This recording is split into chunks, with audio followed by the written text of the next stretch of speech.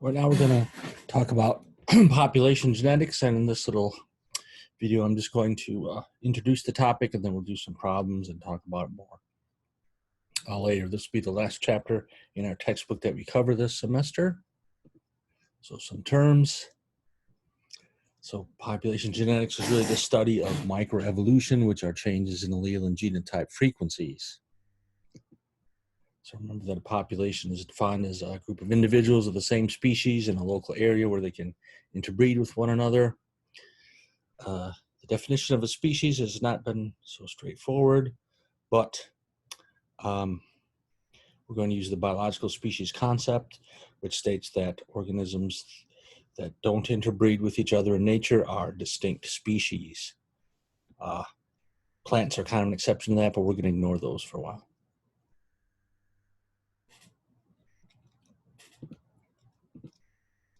So some populations are divided into these subunits or breeding groups called demes. Others are not. It just depends on what species of organism we're talking about. We make this abstraction called the gene pool, and this is all the gametes made by the breeding members of a population in a single generation or single breeding season. Capital N always refers to population size. That's really just the number of individuals in the population. And N sub E is the effective population size. These are the breeders only. So from an evolutionary perspective, if you don't breed and pass on your genes, you don't really count, as given by this term fitness, which is a measure of survivorship and reproductive success. And it's really reproduction, passing on your genes, that's the important thing here. Survivorship is only a prelude to reproduction. Okay. So here's the gene pool showing you the bigger circles are the eggs with alleles big A and little a, and the little squiggly things are the sperms, also carrying a big A or a little a. Remember, gametes are haploid. So instead of thinking of our population as individuals, though, we're going to think of our populations as genotypes. And we will base things on a one gene, two allele system. So with three different genotypes then, big A, little a, and little a are our genotypes.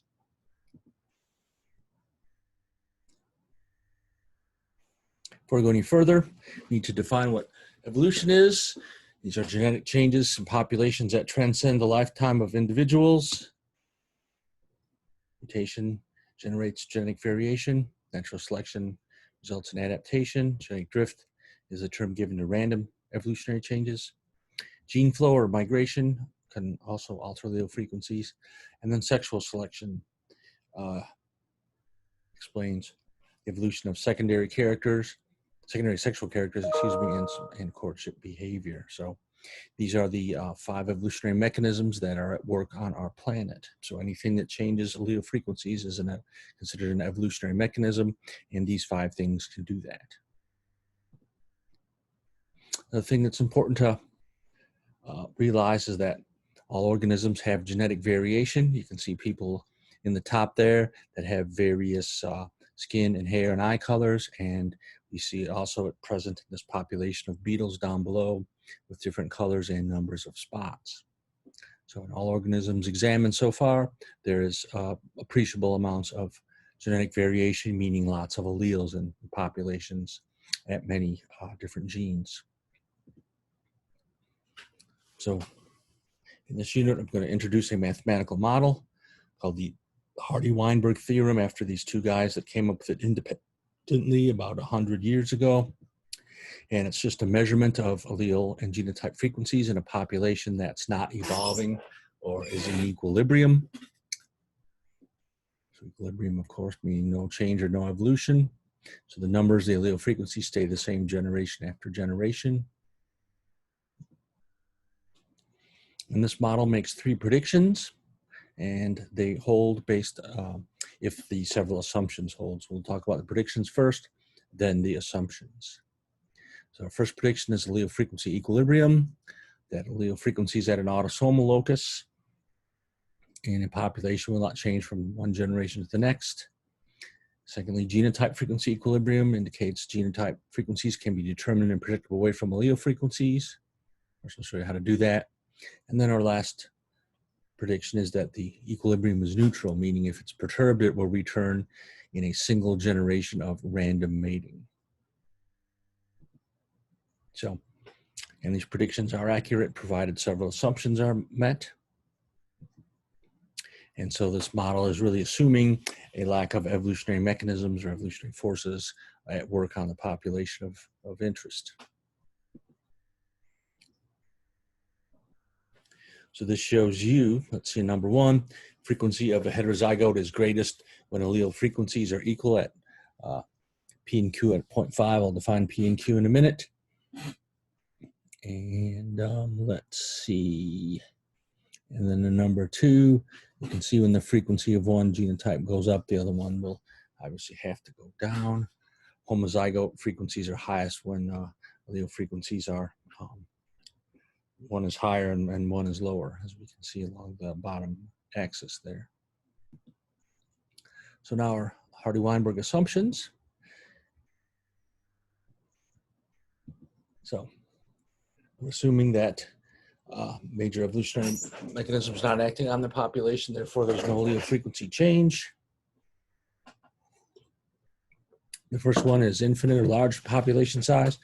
Obviously populations can't be infinite, but for the math to work, it needs to be infinity, but in reality, large population size is sufficient to discount the evolutionary mechanism known as genetic drift. There needs to be random mating of individuals in the population. No mutations occurring, no gene flow or migration occurring, and no selection, no natural or sexual selection acting upon the population. And then lastly, non-overlapping generations, mating between generations would cause allele frequency distinctions to blur between the generations, so that would make calculations very difficult. So what's the value of this? First of all, think about how realistic those assumptions are. In reality, some of those mechanisms are surely acting on most populations in nature.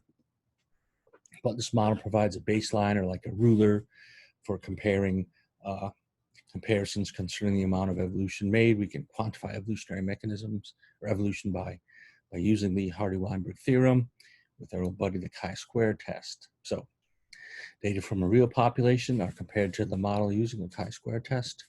If there's a significant difference, that means our population is out of Hardy-Weinberg equilibrium.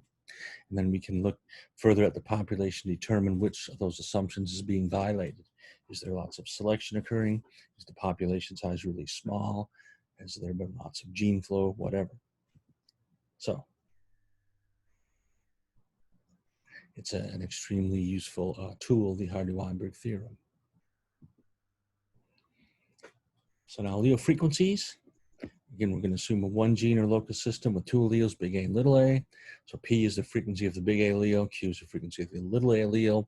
Since they're the only two in the population, their frequencies have to add to one. So that means if you know one allele frequency, you can just subtract it from one to get the other allele frequency. Now, genotype frequencies are squaring the allele frequency, so P plus Q squared comes out to be P squared plus 2PQ plus Q squared, and that equals 1, of course, because they're the only genotypes in the population. So P squared is the frequency of the homozygous big A, Q squared homozygous little a, and then 2PQ is the frequency of big A, little a homozygotes, heterozygotes, excuse me. And here's how we get those. So in a random mating population, mating between two heterozygotes, we see that P, of course, is a frequency of big A, Q of little a. So big A fertilizes big A, and we get a big A, or P times P equals P squared. The same thing happens with Q. And then the two PQs add together to form the frequency of the heterozygotes, 2 times P times Q. And again, those three genotype frequencies will have to add to 1 because they're the only ones in the population. So I've come up with a little model about how these evolutionary mechanisms interact. We have phenotypic variation. Where does that come from? Genetic variation. Where does that genetic variation come from? Well, ultimately from mutations that create new alleles and gene flow, which can bring new alleles into populations. And then in this other box in the lower right, these mechanisms maintain genetic variation via sexual reproduction. So crossing over to meiosis, independent assortment in meiosis, and then random fertilization, the fact that theoretically any sperm can fertilize any egg. These things all work to maximize genetic variation in a population. At the other end, we have the environment acting on that phenotypic variation via natural and sexual selection.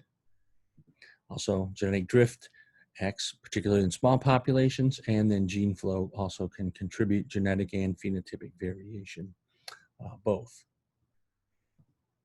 And so from chapter 25, should do problems 17, 21, and 26, but I haven't shown you how to do that yet, but I will shortly. And that ends this